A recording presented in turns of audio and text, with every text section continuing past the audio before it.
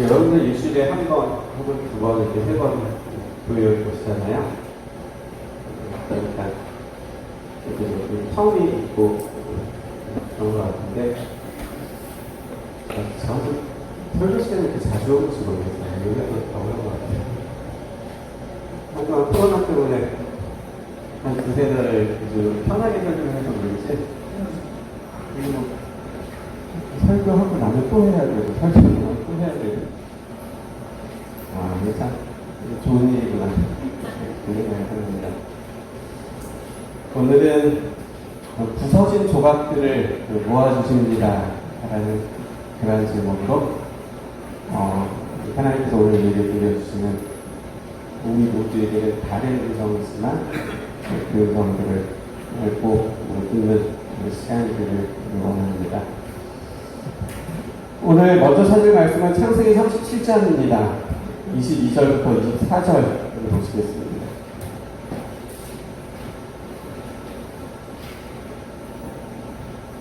창세기 37장 22절로 24절입니다. 르우벤이 또 그들에게 이르되 피를 흘리지 말라. 그를 광야 그 구덩이에 던지고 손을 그에게 대지 말라 하니 이는 그가 요셉을 그들의 손에서 구출하여 그의 아버지에게로 돌려보내려 함이었더라. 요셉이 형들에게 이르매 그의 형들이 요셉의 곧 그가 입은 채색 옷을 벗기고 그를 잡아 구덩이에 던지니 그 구덩이는 빈 것이라. 그 속에 물이 없었더라. 아마 이곳에 계신 분들 가운데 이 말씀을 처음 읽고 듣는 분은 아무도 안 계시리라고 생각을 합니다. 저도 여러 번 읽었던 말씀입니다. 그런데 이 말씀을 읽으면서 전에는 한 번도 이 말씀을 이상하다라고 생각한 적이 한 번도 없었습니다. 그런데 며칠 전에는 이 말씀을 읽으면서 이 말씀이 좀 이상한데 라는 생각이 들기 시작했습니다. 성경 말씀을 이상하다고 표현하는 것이, 그렇죠? 성경 말씀을 이거 이상한데라고 표현하는 것이 오히려 이상할지 모르지만 지금 읽은 말씀에는 뭔가 좀 이상한 것이 있는 것이 맞습니다. 그럼 뭘까요? 뭐가 좀 이상하게 보이시는 게 좀 있으신가요? 뭐라고 대답을 좀 하시는 것 같은데 한번 편하게 얘기해 보세요. 뭐 틀린다고 제가 왜 틀리셨습니까? 공부해 보세요. 어째 그렇게 안 하잖아요. 그렇죠? 아주 친절하잖아요. 뭐 좀 이상하게 보이시는 게 없으신가요? 난이도로 치면 상중하 중에 상상입니다. 상상. 그러니까 이게 무슨 말 치셔도 전혀 이상하지 않습니다. 그러니까 편하게 한번 맞춰보세요. 혹시 아세요? 하나 딱 찍었는데 맞으면 내 생각이 갑자기 상상으로 올라가는 거예요. 배찬호 선생님 뭐라고 그러셨어요?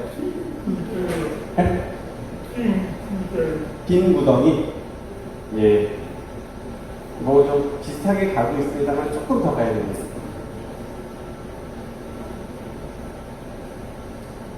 뭐가 좀 이상하다고 제가 느낀 것은 무엇인가 하면 그 루벤이 뭐라고 말했냐면 광야 그 구덩이라고 말을 했습니다. 무슨 뜻이죠? 광야에 있는 구덩이라는 뜻입니다. 그렇죠? 그래서 이 표현이 이상한 겁니다. 광야에 있는 구덩이.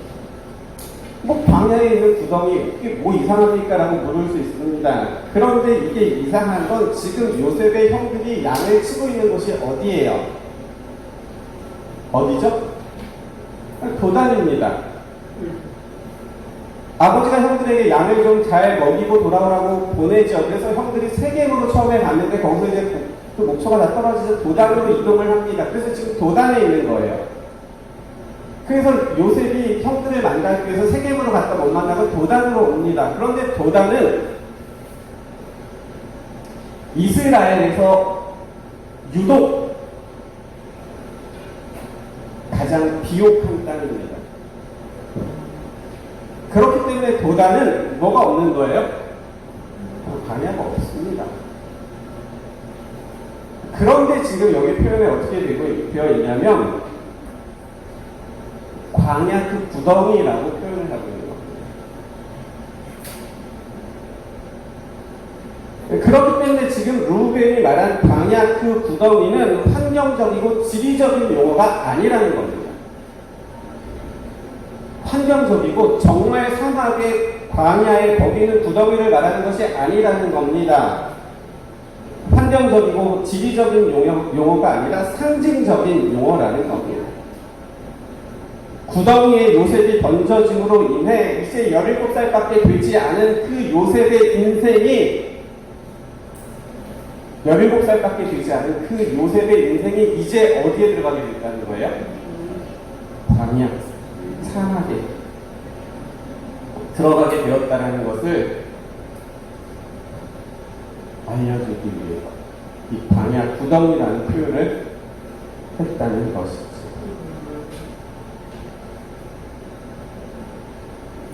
이런 루벤의 예언 같은 말 때문이었는지 우리가 알고 있는 것처럼 요셉의 삶은 정말 구덩이에 몇 번이나 던져지는 삶을 살아가게 됩니다.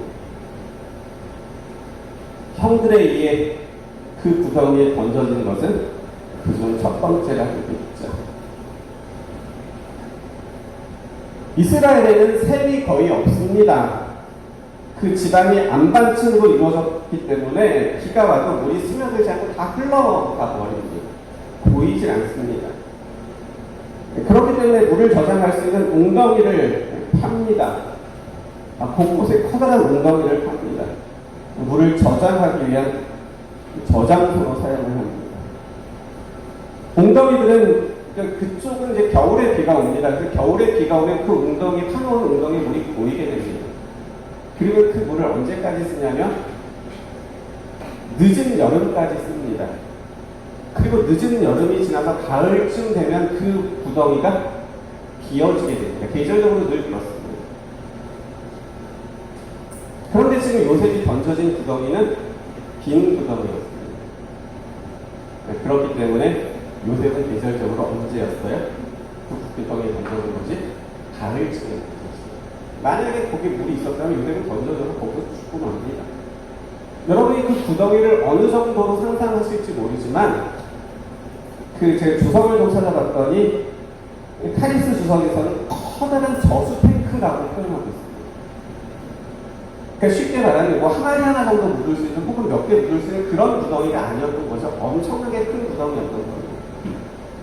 그리고 또 그랜드 종합 주석을 찾아봤더니 거기는 그냥 워낙 깊이 파져 있기 때문에 혼자서는 절대로 올라오지 못하기 때문에 그런 구덩이를 때로는 죄수들을 임시적으로 가두는 감옥으로 사용했다라고 했던 거라고 했어요.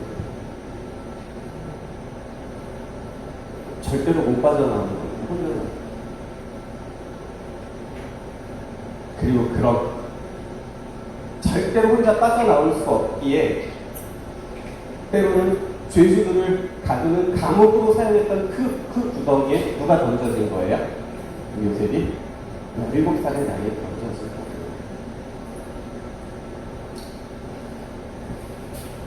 이제 두 번째 구덩이를 보겠습니다. 39장 1절이 요셉이 이끌려 애굽에 내려가매 바로의 신하 친위대장 애굽 사람 보디발이 그를 그리로 데려간 이스마엘 사람의 손에서 요셉을 삽니다.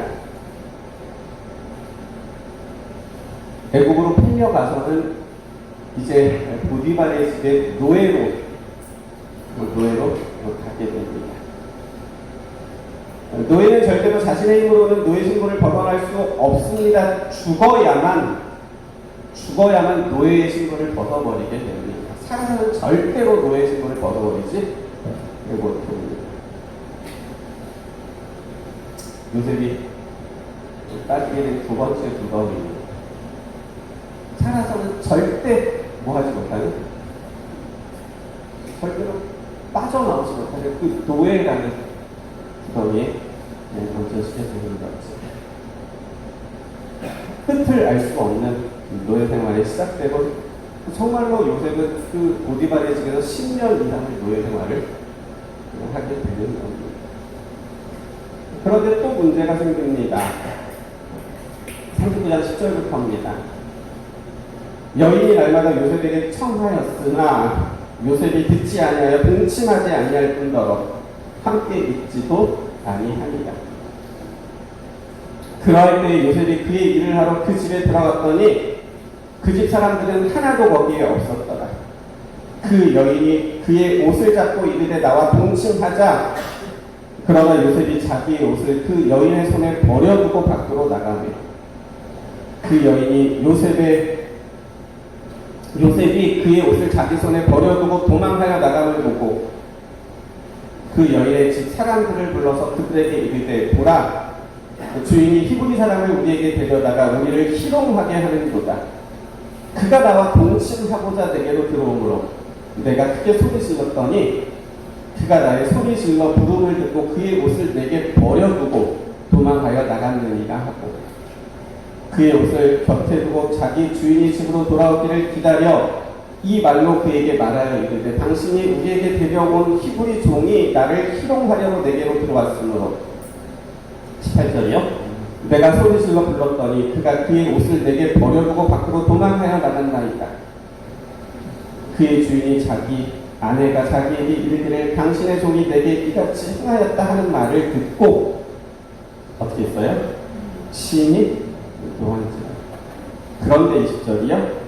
이에 요셉의 주인이 그를 잡아오게 가더니 그 옥은 왕의 죄수를 가두는 곳이었다. 요셉이 옥에 갇혔다.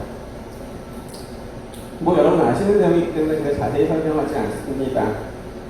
뭐 다행히 그래도 성실하게 생활한 결과 인정받으면서 가정 총무이라고 됩니다.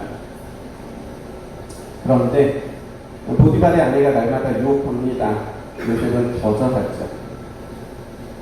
그런데 그의 앙심을 품은 보디발의 아내가 자신을 겁탈하려 했다는 누명을 씌웁니다. 그렇죠? 나중에 보디발이 알게 됩니다.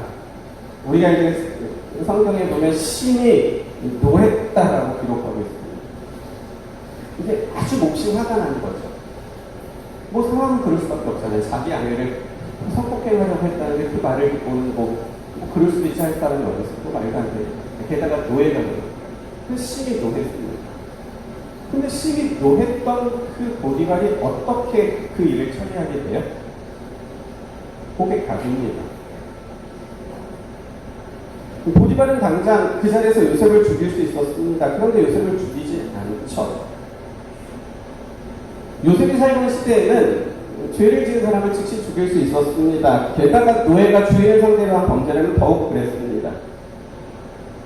그런데 보디발은 요셉을 죽이지 않고 감옥에 넣었습니다. 왜 그랬을까요? 왜 그랬죠?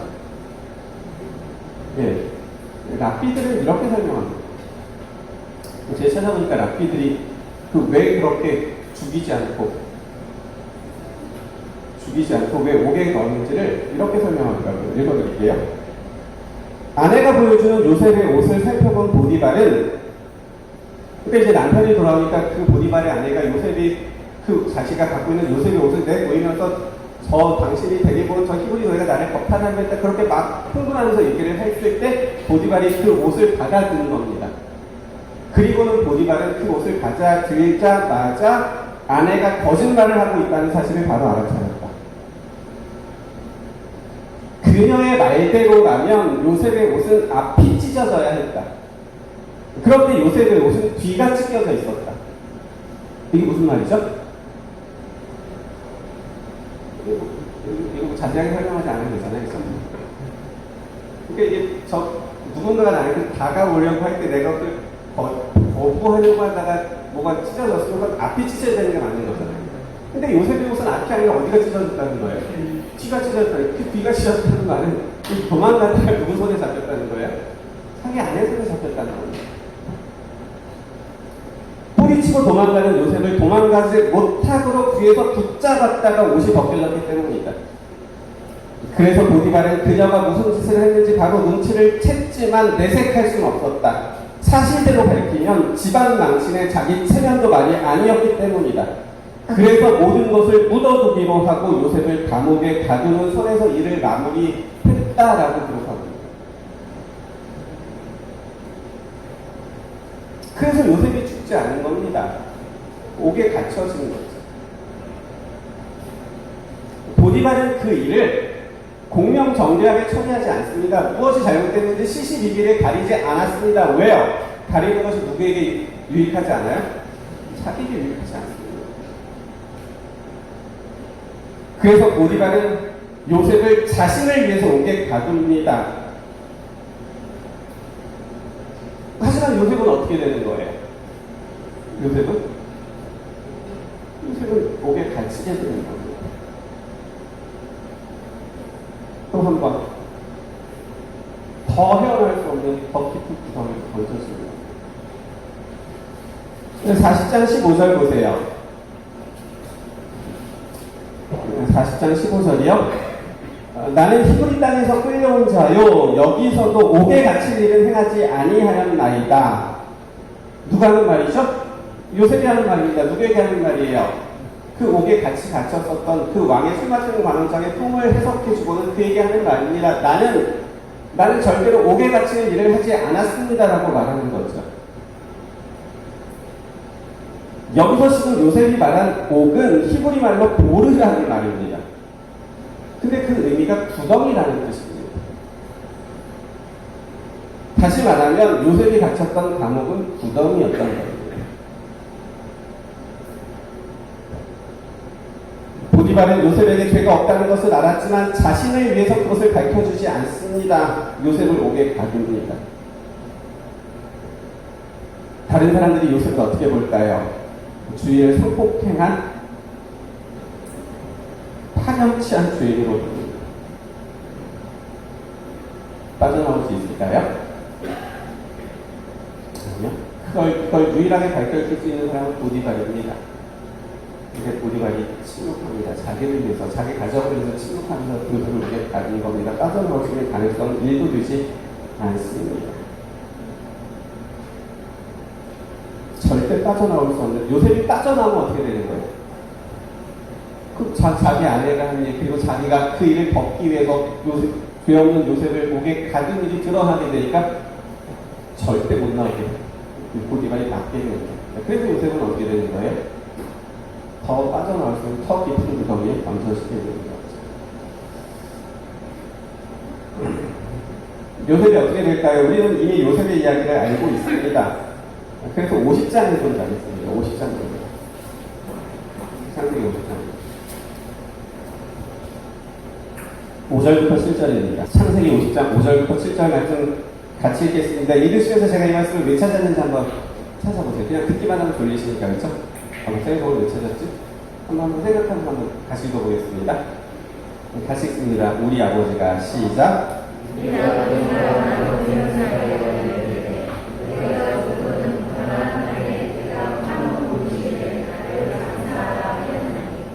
바로 올라가서 아버지를 장사하게 하소서. 내가 다시 오리 있다 하였더니 바로가 이르되 내가 큰 맹세대로 올라가서 내 아버지를 장사하라. 요셉이 자기 아버지를 장사하여 올라가니. 이 말씀을 왜 찾았을까요? 예, 거기까지 보시면 됩니다.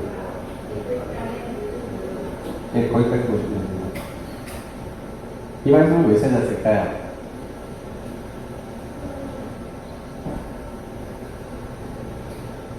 재밌네요. 질문하고 기다리고 하니까. 이 말씀을 왜 찾았을까요? 이 말씀은 뭐죠? 야곱이 어떻게 했어요? 죽기 전에 유언합니다. 내가 죽으면 나를 여기다 장사 지내지 말고 고향에다가 묻어달라고 했어요. 그리고 아버지가 돌아가시고 나서 요셉이 바로에게 우리 아버지의 유언이 이러하기 때문에 제가 여기서 장사하지 않고 우리 아버지를 이제 고향에 가서 장사하겠습니다. 그렇게 말이라고 허락을 받아서 글로 가는 겁니다.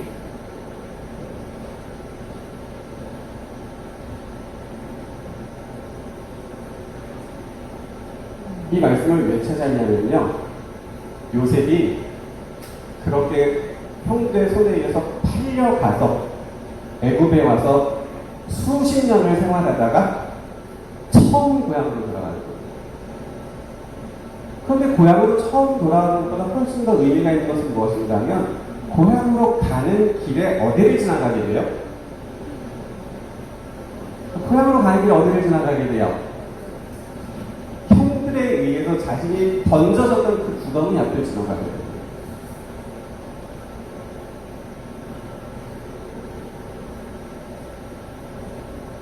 유대의 전승에 의하면 요셉은 그때 아버지의 심부름을 왔다가 던져졌던 그 구덩이를 지나가게 되었다고 합니다. 그리고 유대의 전승에는 그때 그 앞을 지나갈 때 요셉이 어떻게 했는지를 이렇게 기록하고 있습니다. 읽어드릴게요. 요셉은 잠시 가던 발걸음을 멈추고는 그 구덩이에 가까이 가서 생각에 잠겼다. 17살. 채색 옷을 입고 떡볶이까지 내고 형들에게 왔었던 그 떡을 전해주고 그때 옷이 벗겨지고 사나운 내성 눈초리를 바라보면서 욕하고 자기를 집어 던졌던 그래서 던져졌던 그 구덩이 앞을 지나가다 그 앞에 쓴 겁니다. 생각에 잠긴 겁니다. 그 구덩이가 어떤 구덩이인가? 형제들이 그를 죽이려고 던져넣은 구덩이가 아닌가? 밤마다 꿈속에서 그 구덩이에 빠져 살려달라고 소리치며 시달리던 그 구덩이가 아닌가? 생각하기에도 싫은 과거가 아닌가? 그렇죠? 요셉이 그게 잡히고 난 다음에 끌려가면서 여기서 노예 생활하면서 그때 기억이 얼마나 많이 났을까? 수없이 났어요. 부조화 선지자에 보면 그 구덩이에 던져졌다가 이제 미디안 상인들이 지나가는 것을 보고는 형들이 끌어올리잖아요. 그리고 그렇게 끌어올려졌을 때 요셉이 어떻게 했어요? 형들을 붙들고 형들마다 붙들고 살려달라고 애걸복걸합니다. 그런데도 살려가는 거죠. 잊을 수 있어요? 못 잊는데 잊고 싶어도 잊혀지지 않는 거죠. 생각하기도 싫은 바보가 아닙니까? 그런데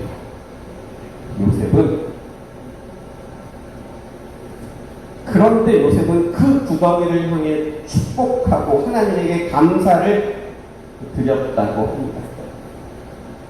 그 구덩이에 던져졌기 때문에 결과적으로는 바로의 다음 가는 자리까지 올라갈 수 있었기 때문이다 라고 기록하고 있습니다.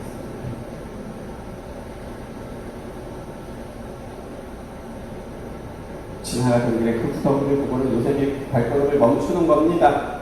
그리고는 수레를 타고 갔겠죠. 수레에서 내려옵니다. 구덩이를 한참 쳐다봅니다. 벌써 수십 년 지났지만 잊혀지지 않고 여전히 생생한 기억들이 쏟아져 나옵니다.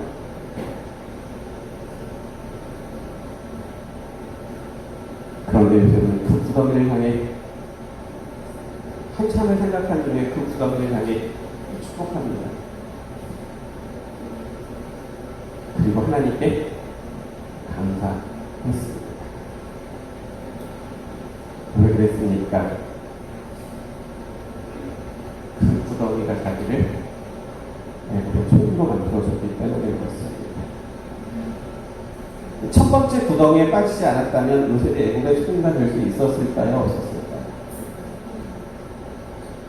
두 번째 구덩이였던 보디발의 노예가 되지 않았다면 요셉은 애굽의 총리가 될 수 있었을까요? 없었을까요? 세 번째 구덩이였던 누명을 쓰고 옥에 갇히지 않았다면 요셉이 애굽의 총리가 될 수 있었을까요? 없었을까요?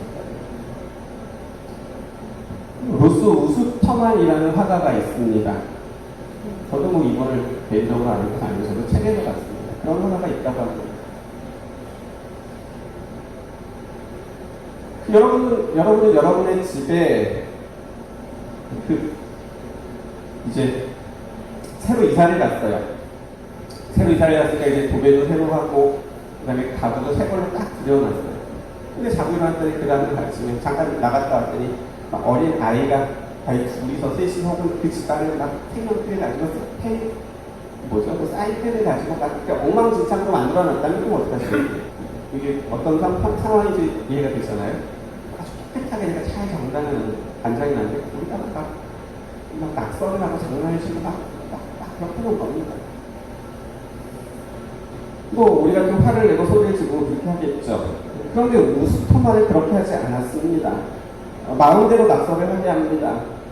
그리고 아이들의 낙서가 다 끝나고 나면 이 우스터만이라는 화가가 아이들이 한 그 낙서 위에 자신의 색을 입히기 시작합니다.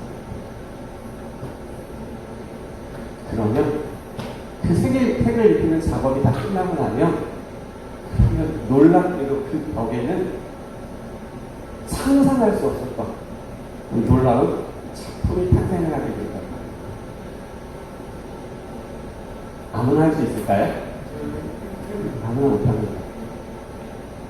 나도 그렇게 하고 싶다는 마음을 가질 수 있지만 그건 내가 할 수 있는 일이 아니에요. 그건 누구만 할 수 있는 거예요? 그 화가만 할 수 있는 거죠. 사람들이 요셉의 그림을 망쳐놓았습니다. 형들에게 떡을 가져다 주려고 왔었던 그 요셉을 형들은 구덩이에 던져버리고 돈을 받고 노예로 팔았습니다. 채색 옷을 입고 아버지 사랑을 독차지했던 요셉의 옷이 벗겨지고 그 몸에 쇠사슬이 묶입니다. 발에는 착고를 차게 됩니다. 그리고 짐승처럼 끌려갑니다. 미디안 상인들이 요셉을 그렇게 끌고 가서는 애굽에서 노예로 팔아버립니다. 요셉의 인생의 그림을 망쳐버리는 겁니다. 보디발과 보디발의 그 아내로 인하여 요셉의 인생 그림은 더 이상 회복할 수 없는, 절대로 회복할 수 없는 엉망진창이 되고 맙니다. 사람들이 요셉의 그림을 그렇게 망쳐놨다는 거죠. 그런데 이미 우리가 아는 것처럼 요셉의 인생은 그렇게 엉망으로 끝나지 않습니다. 39장 2절 보겠습니다.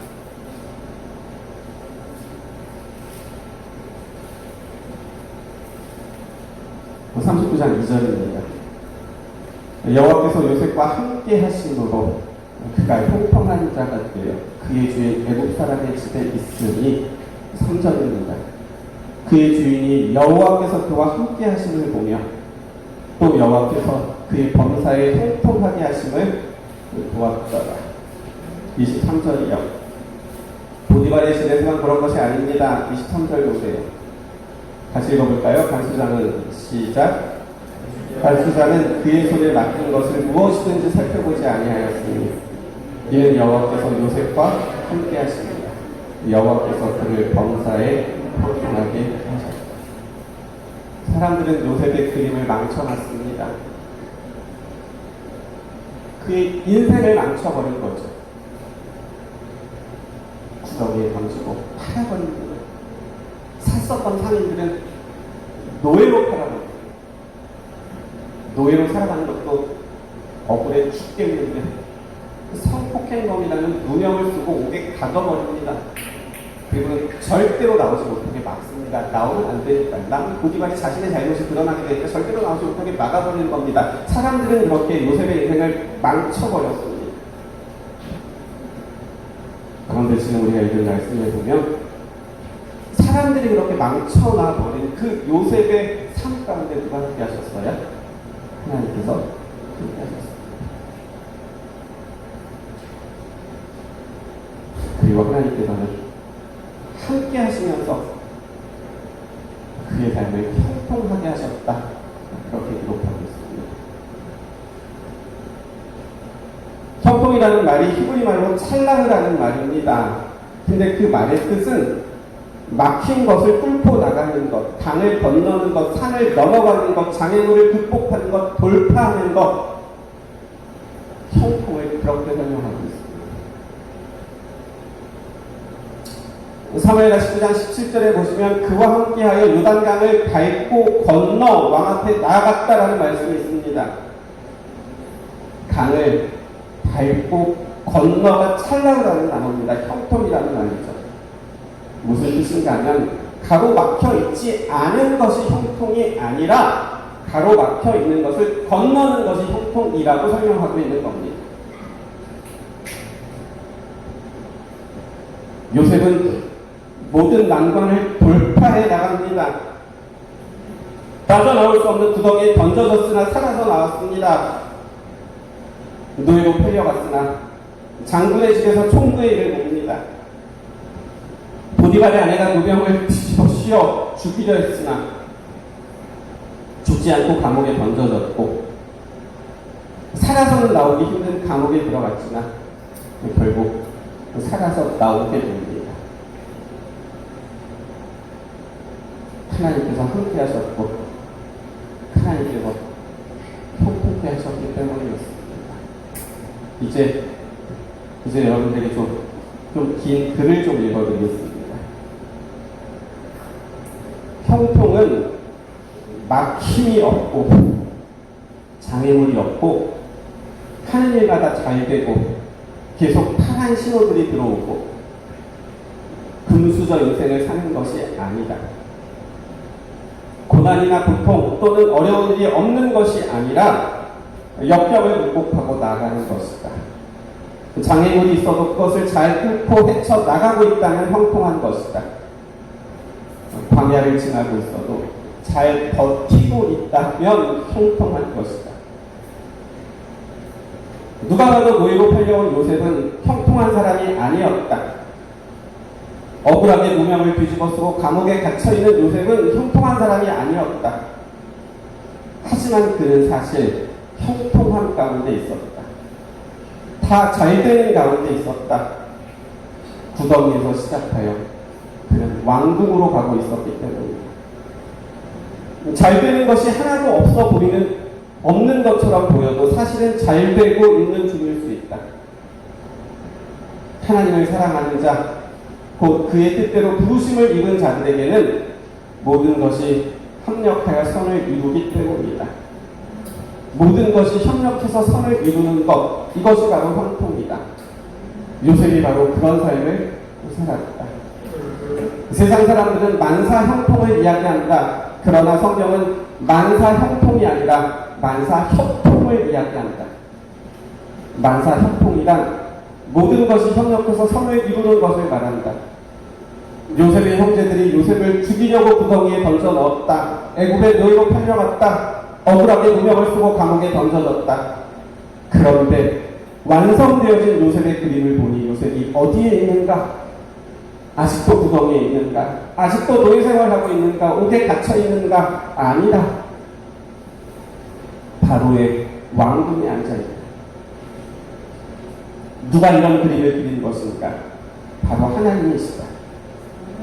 모든 것이 합력해서 선을 이루게 하시는 하나님이 그런 그림을 그려주신 것입니다.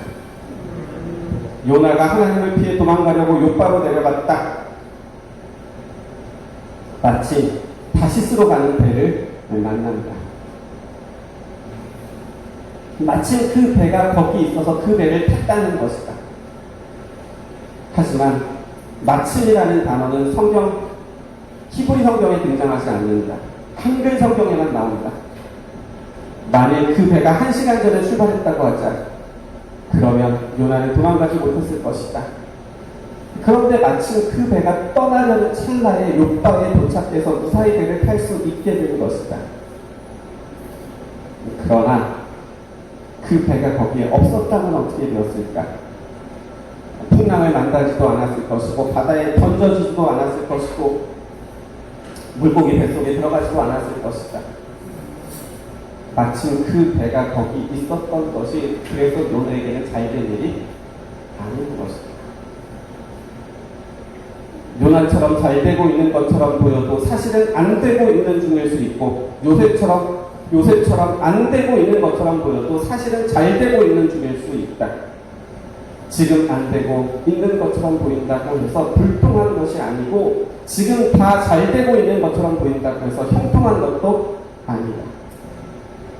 형통인지 불통인지는 끝나봐야 합니다.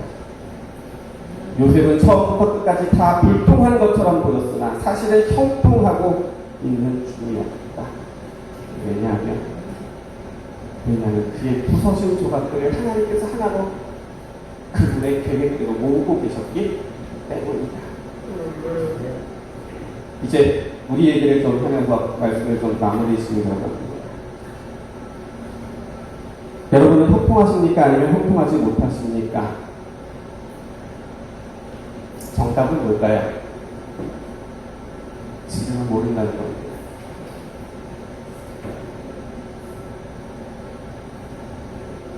우리에게 어려움이 있습니까? 그 어려움만 없다면 살 것 같다고 생각하고 우리의 인생이 달라졌을 것이라고 생각할 수 있습니다. 형통할 수 있다고 생각합니다.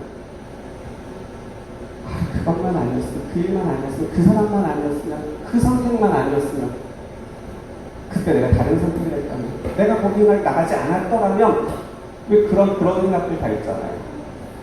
그것만 아니었으면 우리는 형통할 수 있다고, 지금 내 삶이 달라졌을 것이라고 그렇게 생각할 수 있습니다. 그런데 정답은 그건 우리 생각이라는 겁니다. 중요한 것은 지금 잘 되는 내 모습이 아닙니다. 중요한 것은 지금 아무것도 안 되는 내 모습이 아닙니다. 더 중요한 것은 조각난 내 모습들을 하나로 모아주실 수 있는 하나님께 오늘 내 삶을 맡기느냐라는 것입니다. 팔려가면서 구덩이에 던져졌다가 형들이 끌어올립니다. 형들이 나를 좀 살려주나 보다. 다시 내게 옷을 입혀주나 보다라고 기대하면서 요셉이 올라옵니다. 그런데 아니었잖아요. 끌어올려진 요셉은 상인들에게 너희가 풀려갑니다. 요셉도 그게 뭘 의미하는지 알았습니다. 요셉은 풀려가면서 그가 했었던 일이 있었습니다. 부조선지 113쪽입니다. 읽어드릴게요. 요셉은 자기 조상들의 하나님이 이제는 나의 하나님이 되신다는 것을 믿었다. 그리고 요셉은 자기가 어느 곳을 가더라도 그곳에서 하나님께서 자기와 함께 하시기를 기도하였다.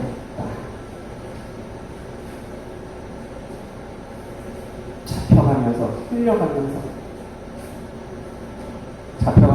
어디를 지나가요? 아버지 집 앞을 지나갑니다. 물론 이게 코앞을 지나가는 건 아니지만 멀리서 저기가 아버지 집이구나 라고 분간할 수 있는 그 거리를 지나갑니다. 지금까지는 아버지의 하나님, 아브라함의 하나님, 이삭의 하나님, 그 아버지는 야곱의 하나님이었는데 이제는 그 하나님이 누구 하나님이야? 저는 내 하나님 되시길 기도합니다. 하나님, 제가 어디로 갈지 모릅니다. 하지만 제가 어디를 가는지 하나님께서 그곳에서 나와 함께 해주시기를 기도했던 것이죠. 힘들에 의해 망쳐진 자신의 삶의 조각난 자신의 삶 속에 하나님이 함께 하시기를 기도했습니다. 그랬을 때 하나님은 구덩이에 던져진 일도 노예가 된 일도 누명을 쓰고 옥에 갇힌 일도 다 하나님의 뜻을 이루는데 꼭 필요한 하나하나의 조각이 되게 하셨던 겁니다. 첫 번째 구덩이에 요셉이 던져지지 않았다면 백국에 천국에 갈 수 있었을까요? 백국에 가지도 않았을 겁니다. 노예로 팔려가지 않았다면, 그래서 무명을 쓰고 옥에 갇히지 않았다면 바로 앞으로 가지 않고 그냥 계속 노예로만 살았을 겁니다.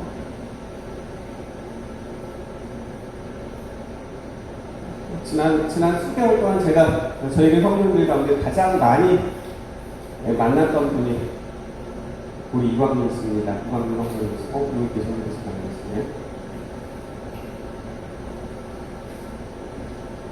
아시는 것처럼 지난 3월 회사에서 점심시간에 이제 자전거를 타다가 넘어져가지고 뼈가 골절이 되고 수술을 했거든요. 한 2달 정도 치료하면 회복돼서 다시 일할 수 있을 것 같아서 6월에 회사에 6월에 이제 다시 나오겠습니다라고 얘기를 했지만 5월 말이 돼서 다시 병원에 갔을 때 병원에서는 안 된다는 겁니다. 적어도 수개월, 많게는 1년까지 걸린다라는 말을 듣습니다. 복직을 계속 못했습니다. 몇 주 전에는 이제 손이 아파가지고 병원에 갔더니 여기 광주 시내 병원에서 안 된다고 당장 손병원 가라고 얘기를 했어요. 그래서 내일부터 월요일에 이제 분당병원에 병원에 갑니다. 저한테 이렇게 얘기합니다. 약간 소금 짜증나는 건 어떡하죠? 물론 약간의 농담 반 섞이는 관심가 싶을 수 있고, 그리고 그런 얘기를 들을 때마다 계속해서 저한테 그런 얘기를 합니다. 저는 왜 이렇습니까? 왜 그렇게 하나도 되지 않을까? 살고 싶은 건 하나도 없습니다. 그렇게 말을 하시고, 그럴 때 제가 드리는 말씀이 있습니다. 이렇게 조각난 인생들을 그것을 낮추고 회복시킬 수 있는 사람은 아무도 없습니다. 그런데 지금 조각난데 인생들이 가지고 하나님 앞으로 나아가서 기도하면 하나님께서 그것을 같이 터주는 말씀이지 맞춰주신다. 그리고는 우리가 상상할 수 없었던 놀라운 완성된 그림을 우리에게 보여주신 겁니다.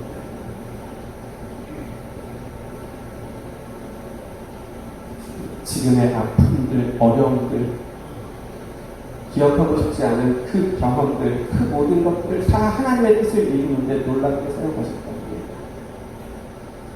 우리도 마찬가지입니다. 우리에게는 기억하고 싶지 않은, 그래서 도려내고 싶은 기억들이 있을 겁니다. 내가 왜 그랬을까? 자신이 했던 선택을 너무 후회하는 일들도 있을 겁니다.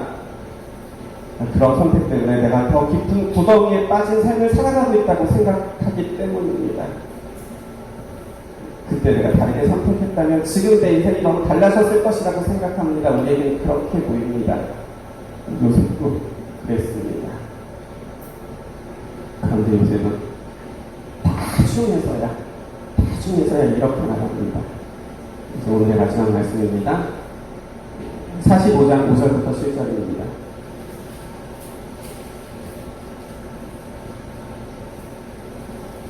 (45장 5절부터 7절입니다) 당신들이 나를 이곳에 팔았다고 해서 근심하지 마소서. 한탄하지 마소서. 하나님이 생명을 구원하시려고 나를 당신들보다 먼저 보내셨나이다. 이 땅에 2년 동안 흉년이 들었으나 아직 5년은 밭가리도 못하고 추수도 못할지라. 7절입니다. 하나님이 큰 구원으로 당신들의 생명을 보존하고 당신들의 후손을 세상에 두시려고 나를 당신들보다 먼저 보내셨습니다. 누구에게 하는 말이에요? 자기의 구덩이에 던졌던 노예로 팔았던 희생되게 하는 말입니다. 그래서 요셉은 아버지를 장사하러 갔던 길에서 보게 된 그 구덩이를 보고 축복하거나 하나님께 감사할 수 있었던 것이지요. 여러분 잘 알고 계시는 이지선자는 이런 말을 했습니다. 저는 기대합니다. 지금은 상상도 못할 일들이 앞으로도 펼쳐질 것입니다. 앞으로도 크고 작은 기적들이 일어날 것입니다. 지금 이 모습이 아니고는 그간의 아픔을 알지 못하고는 전할 수 없는 메시지들을 전하게 하실 것입니다. 그리고 이 모습이 아니고는 어떤 모습이에요? 불타버린 모습. 예전에 좋은 모습이 하나도 없는 화상 그 모습 말하는 거죠. 이 모습이 아니고는 만날 수 없는 사람들을 만나게 하시는 이런 모습에 저만이 할 수 있는 일들을 분명 제게 맡겨주시리라 믿습니다. 하나님은 지금 여기 살아계십니다. 그래서 저는 행복합니다. 오늘 여러분의 말씀에 하나님께서 함께 하시기를 여러분 꼭 기도하게 되시길 저도 바랍니다. 그러면 하나님은 우리의 부서진 계획들을 모아주실 것이고 잊어버리고 싶은 기억들과 아직도 후회스러운 선택들도 우리에게 꼭 필요했던 감사와 축복으로 하고 주실 겁니다. 그리고는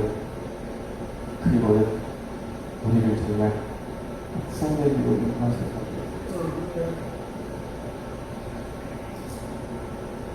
우리의 그렇게 부서진 우리의 생각들, 계획들, 우리의 삶들을 그렇게 하나로 모아주실 수 있는 분은 하나님밖에 없으십니다.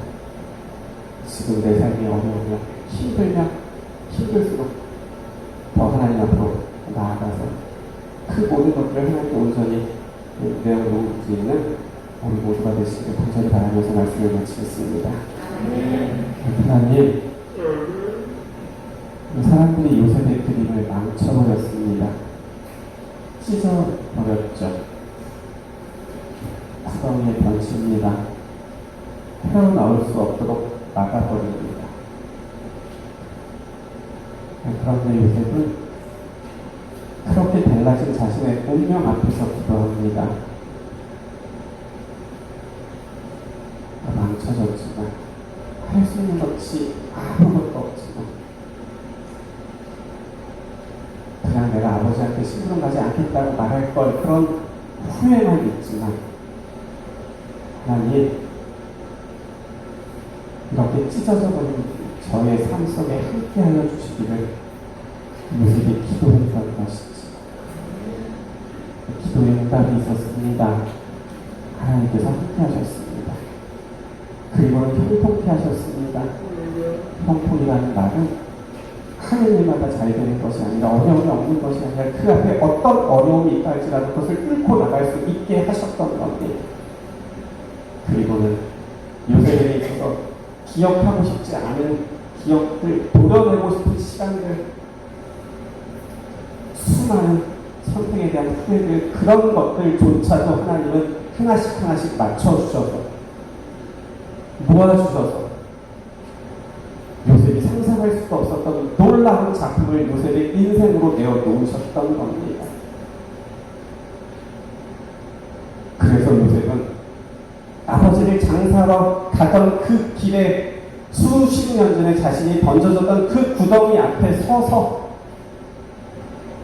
오히려 그 구덩이를 축복하고 하나님께 감사할 수 있었던 것이지만 그리고 오늘 말씀은 하나님께서 그런 인생의 구덩이 가운데 여러 번 던져지는 우리를 향하여 말씀하시기를 내가 너와 함께 할 것이고 지금 네가 막혀있는 그 삶 가운데서도 그것을 뚫고 나갈 수 있도록 내가 형통케 할 것이라고 우리에게 약속해 주시는 겁니다. 하나님, 그렇기 때문에 우리에게 중요한 것은 지금 내가 잘 되고 있느냐, 잘 되고 있지 않느냐가 아니라 지금 내 삶에 하나님께서 함께 하시느냐가, 하나님께서 나와 함께 하실 수 있느냐가 더 중요하다는 사실을 기억하고 먼저 하나님께서 나와 함께 하여 주시기를 기도할 수 있는, 이제는 그런 믿음의 사람들이 될 수 있도록 하나님을 도와주시고, 모세의 삶을 그렇게 달라지게 역사하셨던 것처럼 하나님, 해결되지 않는 문제로 인하 여전히 주저앉아 있는 우리의 삶 가운데서도 하나님 역사하여 주시옵소서.